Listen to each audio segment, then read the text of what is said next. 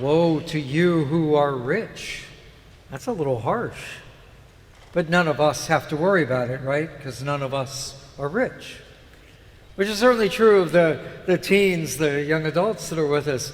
You know, maybe you're in that position, you would like to be rich, but you're not now, and so you don't have to worry about it. But I have found over the years that you need to be careful about dismissing Scripture quickly, and that there might be something in even a passage that you might at first seem like it doesn't apply. And in this case, I would just invite you to expand your definition of rich. In other words, we tend to think of rich in terms of money. That's just the way our brains go. We hear the word, we think of money. But could you not be rich in other things? Some of you, maybe more at last night's vigil mass than here tonight, but some of you are rich in time. That is, you have a reasonable amount of, if you will, free time, marginal time in your day.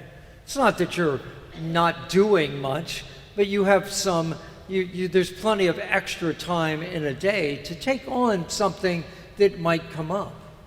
Whereas others, you would appreciate, they don't have that luxury. They're not rich in time. They were scurrying around perhaps all day today, maybe just barely making it here in time for Mass. And once Mass is over, they might need to go off to go to work or something like that.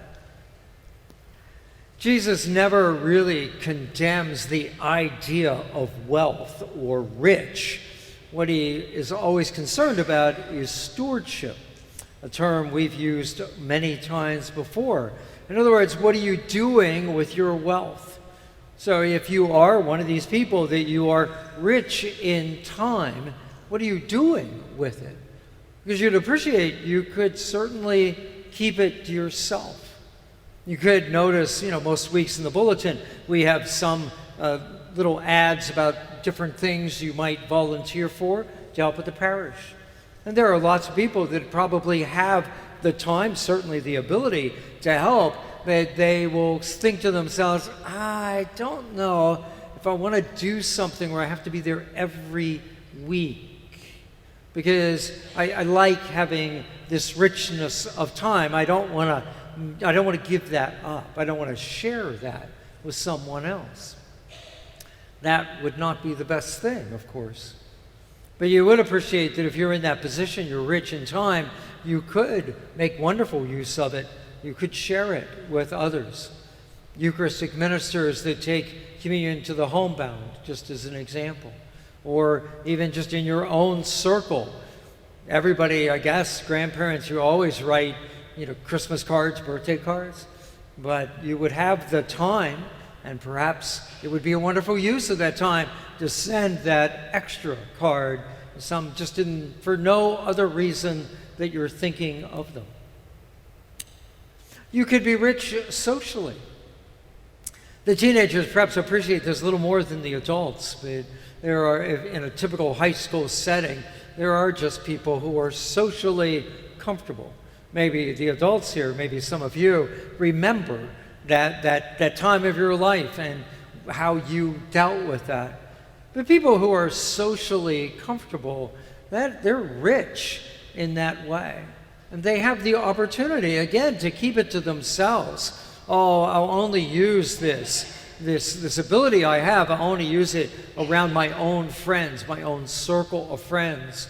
If there's say a parish event, a dinner, or this morning we had coffee and donuts, I'll just go over and I'll just sit and enjoy the company of the people that I already know.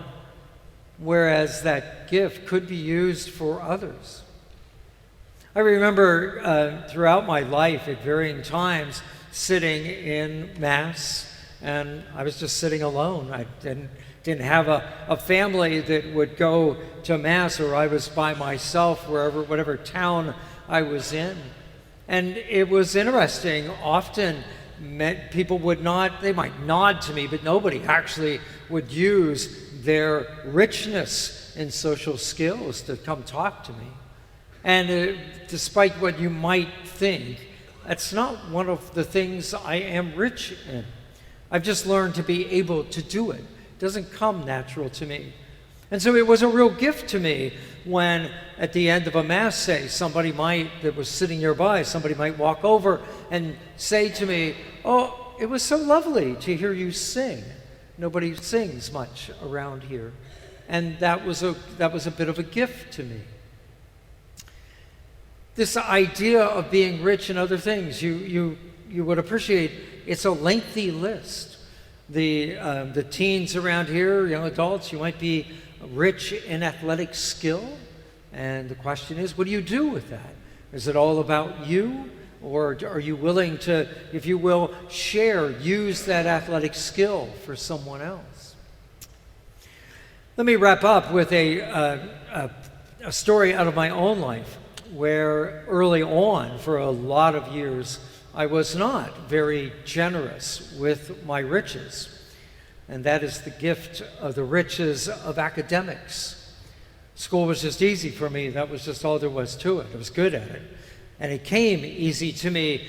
And yet, especially in college, as I think back on it, I was certainly never really interested in helping anybody else. Now, I didn't have a big circle of friends, and so it wasn't like people were asking me and I was turning them down. But I knew people that could have used my help. And I never even, I think, thought about it. Maybe I just wasn't mature enough to even know, but I did not share that gift with them. But if you fast forward to my time in seminary, first 2 years I was up there, I did very much the same sort of thing. I just went through the classes. So a very difficult patristics class, a study of the church fathers.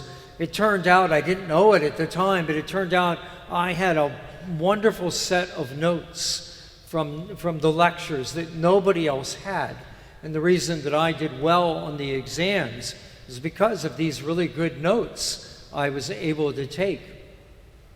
But in our third year, we took Introduction to Morality, a class that was simple enough in that we all knew right from wrong, but now we were being asked to explain it, to learn how to explain it from a philosophical point of view. It was rather challenging.